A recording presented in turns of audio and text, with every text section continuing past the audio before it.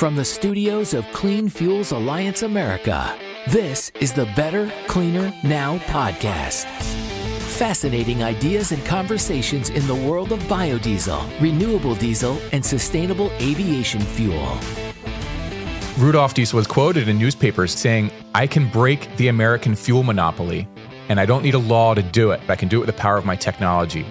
I'm your host, Scott Tremaine, and that is New York Times bestselling author Doug Brunt, discussing his latest book, The Mysterious Case of Rudolf Diesel. Nearly 111 years to the day of his unexplained death.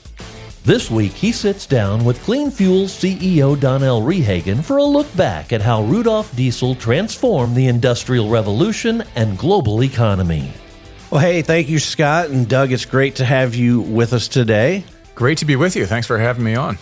Yeah, I was really glad that you agreed to join us. I've been very, very intrigued with this specific books that you've written, The Mysterious Case of Rudolf Diesel. And so you might have imagined my connection to that, being in the biodiesel industry and Rudolf Diesel having such an important role in not just our industry, but this whole new industrialization that happened in the United States. There's just this huge, interesting story about him. And so I read your book from cover to cover. It didn't take long. It's very, very well done. Oh, thanks. And it's great to be with you because what you guys and what your organization is doing is really the best expression of Rudolf Diesel's vision since his lifetime, since he disappeared in 1913. What you guys are doing is really what he had set out to do from the start. Well, that's one of the things. I mean, I knew that, of course. I think a lot of folks in and around our industry even may not know what Rudolf Diesel's really early intent was. And you go into that in your book. But I want to back up a little bit first and just, it's somewhat of a technical issue. Diesel engines, a lot of people in the United States don't even have what I call a relationship with a diesel engine. So what is it that brought you as an author to decide to write a book about Rudolf Diesel and the diesel engine? Well, as you said, the diesel relationship, I did not have one until about 8 years ago when I bought an older, bigger boat. And it needed to be totally redone. And so I was talking to the guy at the boatyard about what I should do with a boat. And he said, well, the first thing you ought to do is repower this boat to diesel engines. I had, there are old gasoline engines in there, and I didn't know why that would make a difference. And he launched into the reasons of why diesel, for marine in particular, but, in a number of different uses, is a far better engine. That 100% of boat fires come from gasoline engines, none from diesel. The efficiency is about 4x. So on my tank of fuel, I can go 4 times as far, a whole litany of reasons. And so I repowered to diesel. And then I had my relationship with diesel, which was the foundation for what came next, which was I got into the book really through the mystery of his disappearance in 1913. I have written a lot of fiction in the past. My other books are novels. And I came across this list of mysterious disappearances at sea when I was just sort of goofing around online. And on the list was Rudolf Diesel. And it just had a line or two about what happened in September of 1913. He was traveling from Belgium to Great Britain on an overnight passenger ferry. And in the night, he disappeared. And on the rail of the ship, on the deck at the stern of the ship, there was a neatly folded coat and a hat seeming to mark where he had gone overboard over the rail. And so it went down officially as a suicide, but there were tons of questions about it. And I thought, my gosh, so I saw this name Rudolf Diesel. I'm like, well, I just bought these diesel engines, so I was really piqued by it. And then went down this 5-year rabbit hole and did a whole investigation of how he disappeared, what might have happened. That led me to explore the 2 main suspects in the disappearance. So while it was went down as a suicide, there were also suspicions of murder, that either John Rockefeller of Standard Oil had him murdered, or Kaiser Wilhelm II, the Emperor of Germany, had him murdered. And there are all these reasons of why diesel was so important then that tie back to present day. I mean, the book has so much relevance, as you know, to present day. There are many themes in there that just sort of come right back around again. So had a joyful 5-year time writing this book. Well, there were a lot of number of things in there that make you scratch your head and certainly make you wonder what was going on. One of the things that I thought was really interesting, and I guess I don't think you see this kind of thing today, but Rudolf Diesel comes up with this idea of a diesel engine. So it's replacing other technology, much more efficient. I understand the excitement that people have over it, but he became like a worldwide celebrity. because he created this engine and traveled the world, introducing this engine, and was, highly regarded in social circles and all this. I mean, it's just really interesting how the society then responded to somebody like him introducing, a technology like this. It was quick. He first revealed the engine publicly, a working diesel engine, in 1897 in Germany. And from there, over the next 2+ years, he signed several dozen licensing agreements around the world. And the way the model worked at that time was you would license the exclusive rights to manufacture and market the engine by national territory. And here's where part of the cast of characters of the book gets interesting. In North America, the person who took the license for the diesel engine was Adolphus Busch of Anheuser-Busch. So he used the diesel engine to power his breweries, pump water. But he also had a side business building diesel engines for the U.S. Navy submarine program.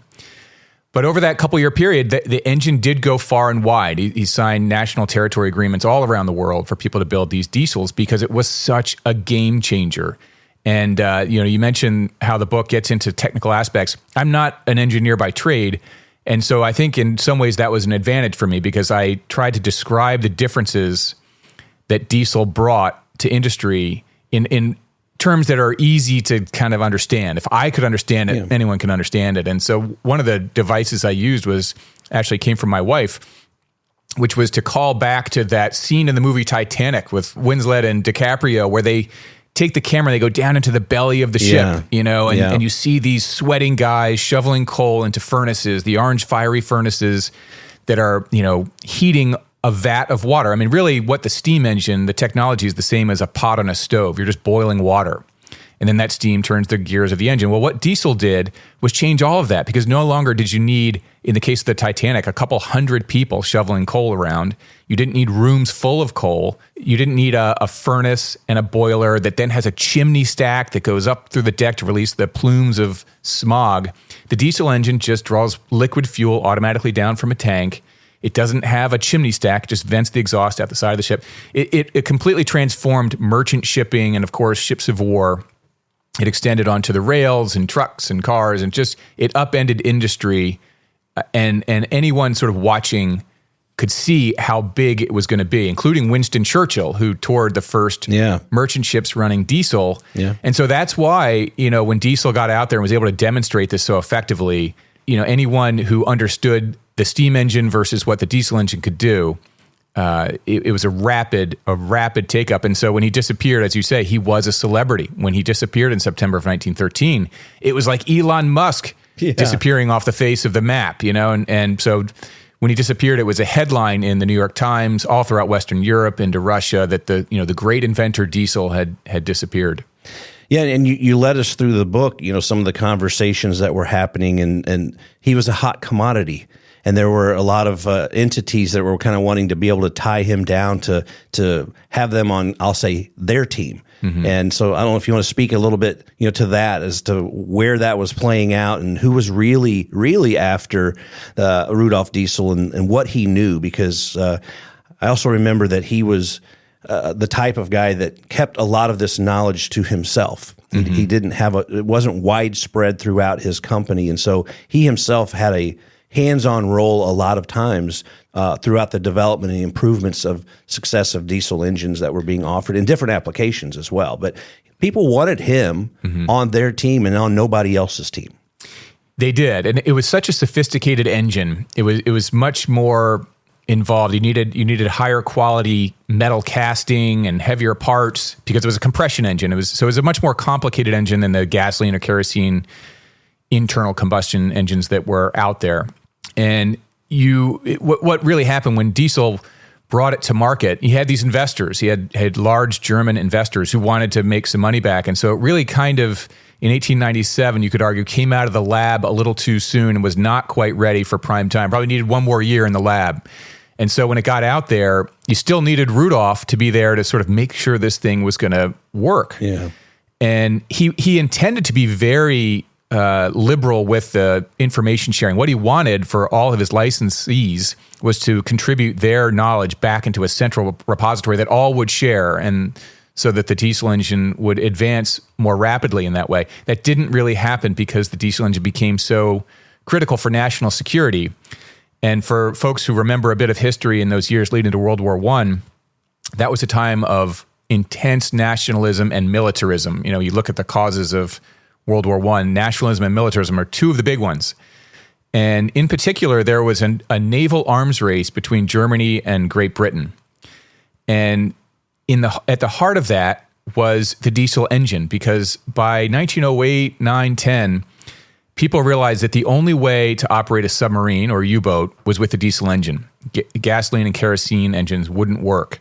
They had, as we discussed earlier, too many fires. They were fumy. You know, the diesel fuel really doesn't have the fumes. It's not flammable under normal conditions, and it has greater efficiency. So suddenly, under a diesel engine, the submarine became this incredible offensive weapon. And by 1910, every one of the major powers in Europe and also in America recognized that you needed diesel for a submarine program. And this naval arms race between Germany and Great Britain became extremely intense, and the submarines became a big piece of that. And therefore, Rudolf Diesel personally became a big piece of that, because the submarine had really exacting requirements for a diesel engine, and Rudolf was still the main guy who could kind of make that work. And so as these two nations, Germany and Great Britain, are really kind of going at it, he became a key figure in that tension. And, you know, everyone kind of, as you say, wanted him on their team. And this gets to a little bit of the investigation. I typically don't give away the conclusions of the book and the investigation, because the book, the last, 30%, 20% or so, becomes like an Agatha Christie whodunit. Yeah. Which is, so the pace of that, back end of the book goes pretty nuts. Yeah. And unraveling the mystery is a big part of that.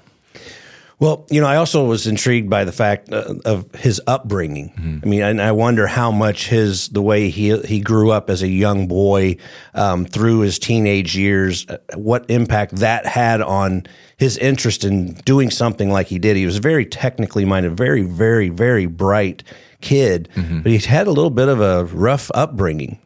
He did. His parents had emigrated from Germany to France and were living in Paris. His dad was a craftsman. He worked, with leather goods, bookbinding, making toys, things like that. And Rudolf Diesel was born in 1858 in Paris.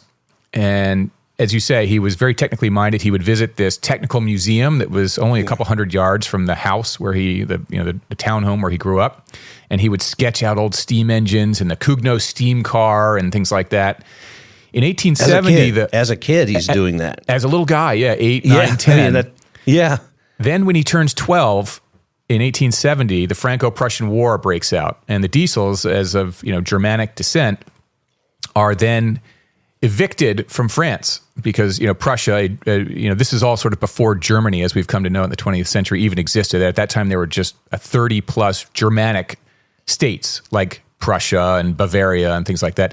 So the Prussians go to war with France. And so anyone of Germanic descent is evicted from France. And so they leave really, they were already fairly poor to begin with, and they leave with just the shirts on their back. They don't have money. They have like a chocolate bar and a couple of things as they get a steamship from France over to England. And they move to London in the same district and at around the same time of the Oliver Twist Dickens story. So that's where he's living at the same age as Oliver Twist was. So, and seeing the real sort of belly of the Industrial Revolution, where in London it was that's where it was really at its, the worst of it was happening.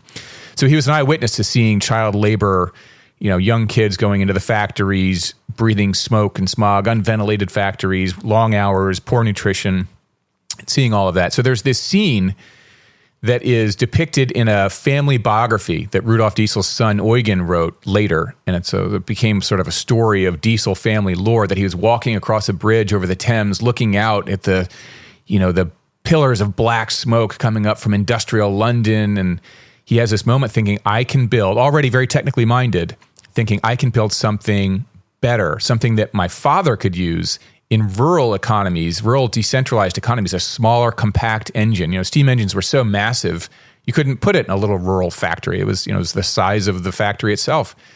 So he had this idea that he could build something more efficient, more compact, that would be a power source for decentralized economies. And then fortunately, he was in London for less than a year.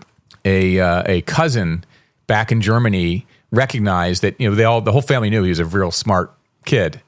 and invited him to come live with them back in Germany, where he could study at a technical school in Augsburg, Germany. And so he left his family behind. He hopped a train by himself and made his way to Germany while his family stayed in London. And from there, his academic career began, and very soon he was inhabiting the most revered circles of German engineering. Yeah, I mean, that was really, remarkable that he did have folks that were looking out for him. And you wonder, this cousin of his that helped him get to this formal education that he obviously would not have been able to get. Had that not happened, where would Rudolf Diesel have been? How big of a difference did that make? And I think that's something that's really important to keep in mind as well. Yeah, it sort of begs the question, are any of us truly self-made, which is something briefly looked at in the book. Even the most talented of us needs a little window, a little hand up to sort of fully realize potential. Now, you alluded to it in some of your earlier comments about the who was maybe not on Rudolf Diesel's team, who may have been not happy about what he was putting together. And, we know here in the biodiesel world that Rudolf's original vision was for an engine to run on vegetable oil or nut oil, and that kind of an oil. And that's what biodiesel and renewable diesel and sustainable aviation fuel today are made out of as well. So we're kind of carrying on his original vision, and we're proud about that. But talk a little bit about why that was Rudolf's goal versus some other opportunity. Yeah. So there were the two suspects. The one we've kind of covered already, which was Kaiser Wilhelm II. And the reason for that, as we discussed, was the naval arms race between Germany and Great Britain. You needed a diesel engine to run a submarine program. And the reason diesel was traveling across the North Sea in September of 1913 was that he was co-founder of a new diesel engine manufacturing company in Great Britain, whose mandate was to build diesels for the Royal Navy submarine program. So that's why Kaiser Wilhelm was a suspect. But the other suspect is what you're getting to here, which was the oil trusts and John Rockefeller and Standard Oil, because diesel really advocated flexibility with regard to fuels for the engine. And the diesel engine to this day and then could run on a range of fuels, including vegetable oil, nut oil, coal tar, or a distillation of petroleum, of crude oil. In fact, diesel in 1900, Rudolf Diesel won the Paris World's Fair for his diesel engine running nut oil. And he had two trips to America, one in 1904 and one in 1912. And in 1912 in particular, he was quoted in newspapers around America on several occasions saying, "I can run the whole American rail system using butter, if you would kindly lend me the butter." And he was saying that we all can have fuel independence if we use the diesel engine running nut oil. Or for countries like Germany and Great Britain that had tons of coal in the ground but no petroleum, they could use the coking process to fracture coal into coal gas and coal tar and coke, and use the coal tar for fuel. So he was basically saying every country, if you can grow vegetables, you can have your own fuel. And of course, Rockefeller found that to be a bit of a threat, and so that's why diesel was sort of marked by him, and why those looking into diesel's disappearance wondered if Rockefeller might have been a suspect in a murder. You're listening to the Better, Cleaner, Now podcast. Hey, welcome back. I'm Donnell Rehagen, and we're speaking today with New York Times bestselling author Doug Brunt, the author of one of my favorite books now, The Mysterious Case of Rudolf Diesel. And so, Doug, we were talking a little bit about the intrigue with Rockefeller and petroleum and oil, and Rudolf Diesel's idea that we don't necessarily have to use that. We could use vegetable oil or nut oil, and that's where his concept started. And Rudolf, I think, also had a lot of angst about the monopolies that he saw happening in the oil industry, I suppose, and was probably a little bit interested in offering alternatives and giving Americans and around the world actually an opportunity to use something different. Very much. Yeah. It's interesting. He actually, that just made me, when you said the monopolies, he had two observations on that 1912 trip. One was the way Americans eat. First of all, he couldn't get over how much we eat. It was like, these guys, they have ice cream at every meal, sometimes twice in a meal. Yeah. But he's also looking at the amount of canned food we have, even then, in 1912. And that he observed that Morgan seemed to own everything. And so if he had the farms and the food, if he couldn't sell the food at the grocery store, then he canned it. And he made his hotels that he owned sell it that way. So it was, he sort of was looking around thinking the way these guys sort of own everything and operate their businesses, they're poisoning their population, which has become more of a topic, I think, even these days. But he was observing that even in 1912. With regard to the petroleum trusts, he was quoted in newspapers in that same 1912 trip saying, I can break the American fuel monopoly, and I don't need a law to do it. This was right on the heels of the Sherman Antitrust Act ruling against Standard Oil that broke it up into, baby standards, but they still dominated. Standard Oil of New Jersey was massive and became Exxon. These were still massive companies. And saying, I can break that monopoly and I don't need a law to do it. I can do it with the power of my technology. And that still exists today. The diesel engine is so flexible with regard to fuels that, one of the fun stories that I raise in the book is Willie Nelson's tour bus. Yeah. This is, 10 or 15 years ago, was running around on recycled kitchen grease, a diesel engine on recycled kitchen grease. And Willie Nelson himself says, look, we don't need to run around fighting wars in different countries for petroleum. We can grow it here. Yeah, speaking of Willie, we had Willie and his tour bus at one of our conferences back around 2006 or 7. And you're exactly right. It was something that he was very proud of and was involved in kind of the early stages of our industry. I think sometimes for some of the same reasons, just opportunities to do something more for agriculture, to be helpful to other industry, as well. So I want to fast forward a little bit before we run out of time here to kind of towards the end of the book. You talked about how it runs really quick and it's a kind of great conclusions that you're drawing, but the whole concept of what happened to Rudolf Diesel. He talked about his coat and his hat. And so I think most would tend to believe he probably made that jump off the side of the ship. He was being tortured, it seemed like, just mentally at that time. There's a lot of pressure on him, as you've referred to some of the things that were going on around the globe and everybody wanting a piece of him. So that all kind of fits together, like you could see that happening. But at the same time, there were a number of things that called into question whether that really happened.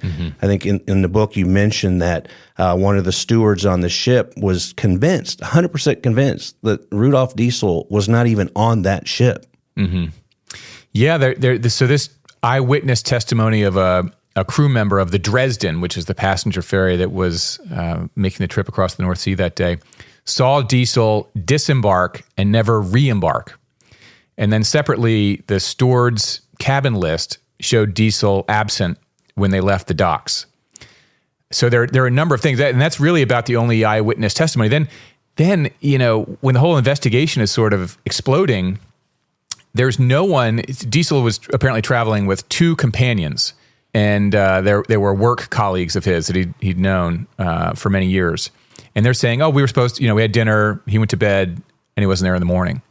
But to corroborate that, there's almost no one. The ship's captain or other crew members or passengers there's no newspaper testimony saying, yeah, we saw him. No one else comes forward to say they saw him.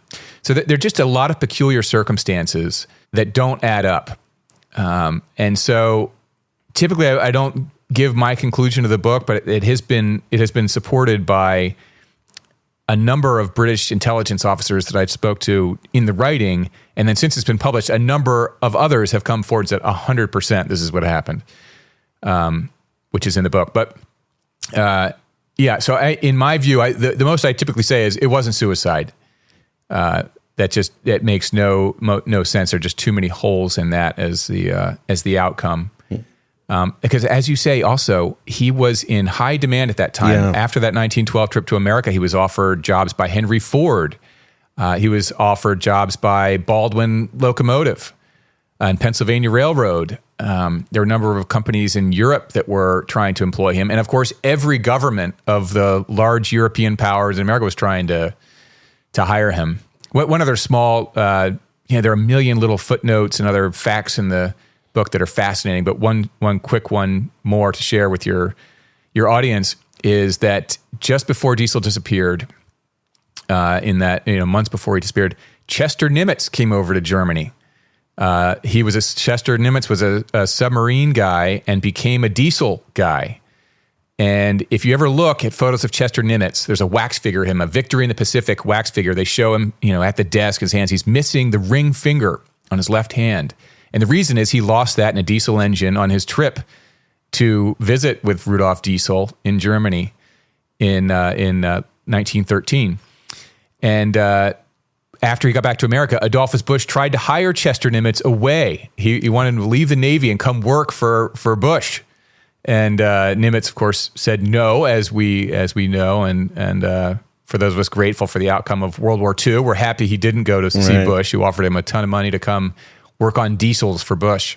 Really, really, really, really interesting. When Rudolf Diesel died, again, there's a lot of intrigue, so maybe that's part of the reason. But I was also really intrigued by the point that it became a worldwide story. I mean, I just don't see that things like that would happen today. Maybe it's just because of the way news is today, but he was that big of a celebrity that this was the biggest story in the entire world.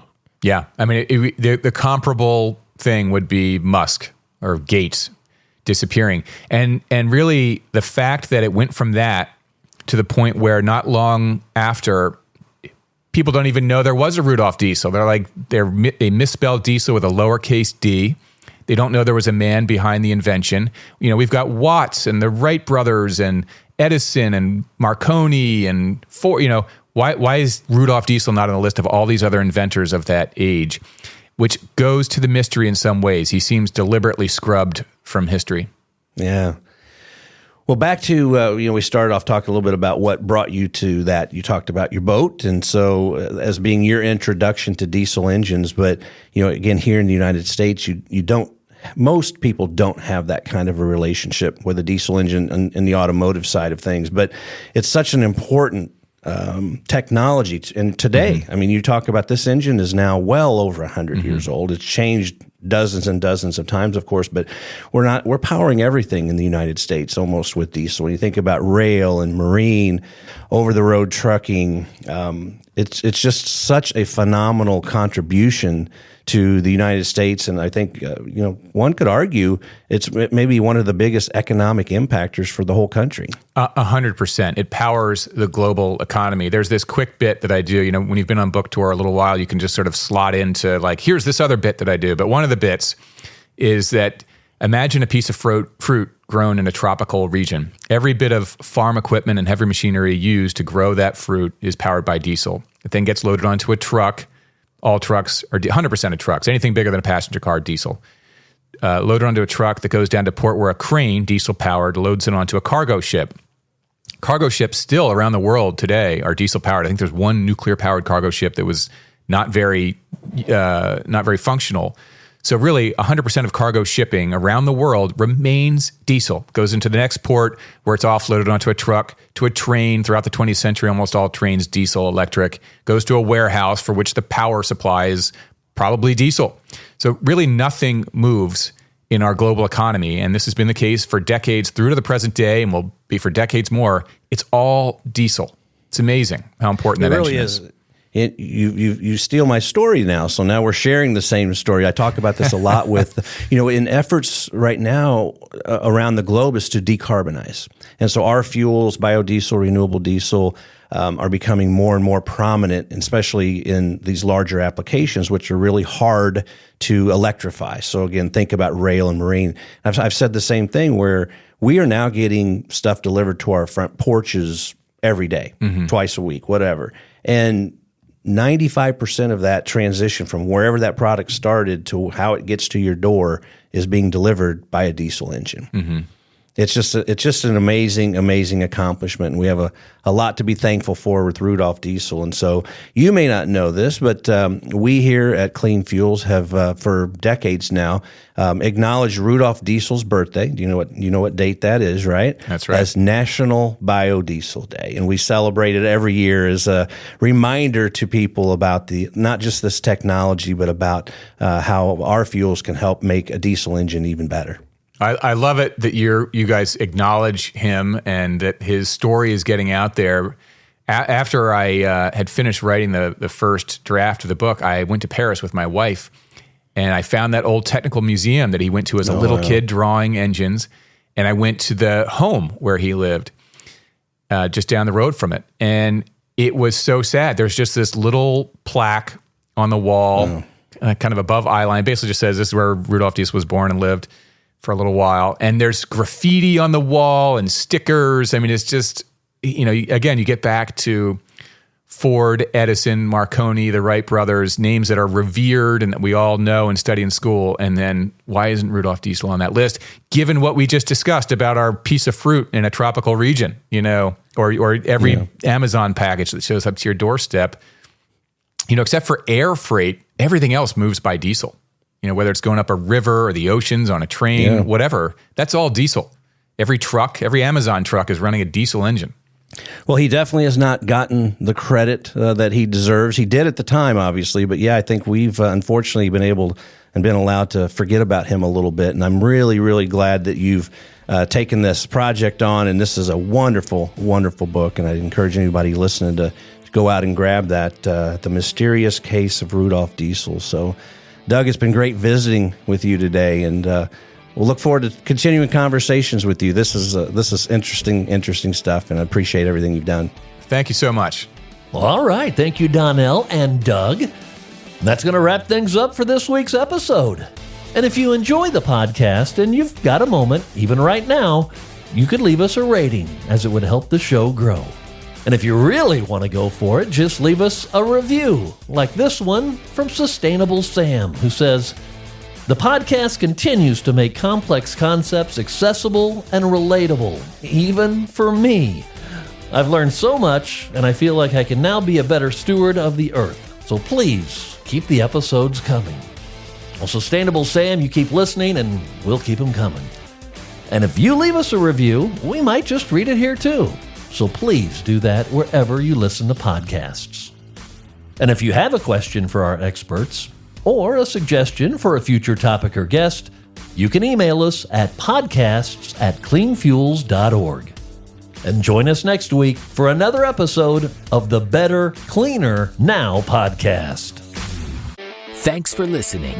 Better, Cleaner, Now is a production of Clean Fuels Alliance America. Follow us at cleanfuels.org and subscribe wherever you get your podcasts. For more information on Clean Fuels Alliance America, visit us at cleanfuels.org.